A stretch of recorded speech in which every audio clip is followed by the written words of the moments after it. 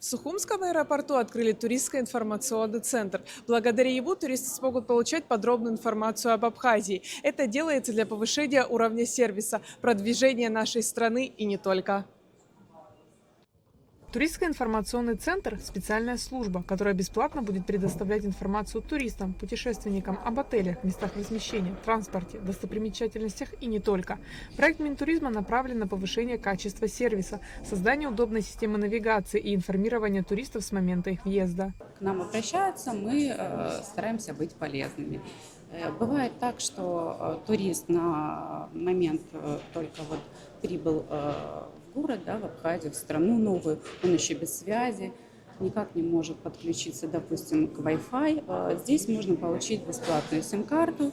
Компания Aquafon, работаем без выходных. По мнению гостей республики, данный центр полезен, а сотрудники всегда готовы ответить на интересующие вопросы. Торжественное открытие прошло со знаменитым абхазским гостеприимством. Связь очень важна, и вот мы сейчас узнаем, что это связь. На самом деле первый раз будем пользоваться и в процессе поймем. Это здорово. Который прибывает. Вот видите, она сама за себя сказала, все. Это полезно. Это первый туристско-информационный центр в республике. Подобные центры планируют также открыть на абхазо-российской границе и железнодорожных вокзалах.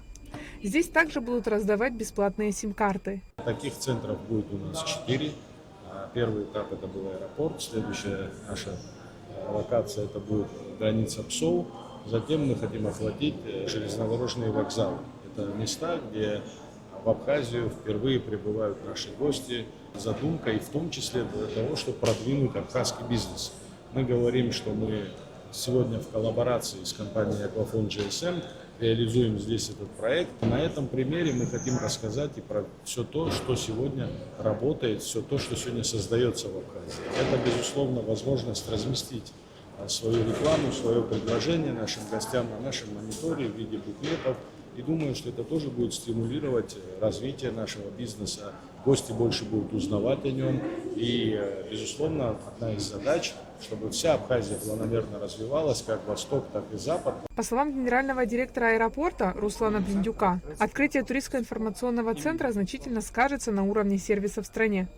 На наш взгляд, аэропорт – это первые ворота для территории республики. Здесь для нас очень важно, чтобы прибывающие к нам гости чувствовали заботу и также могли получить достоверную информацию прямо на территории аэропорта. Пассажиры смогут с первых шагов получить достоверную информацию о наличии различных маршрутов по территории Абхазии, проводимых культурно-массовых мероприятий, а также экскурсионных программ. Напомним, воздушная гавань республики не работала с 1993 года. Реконструкция при участии России началась в 2023 году. Первый тестовый рейс состоялся 7 февраля 2025 года, а первый гражданский – 1 мая того же года. Аэлита Арутюнян, Камила Джопуа, Абхазское телевидение.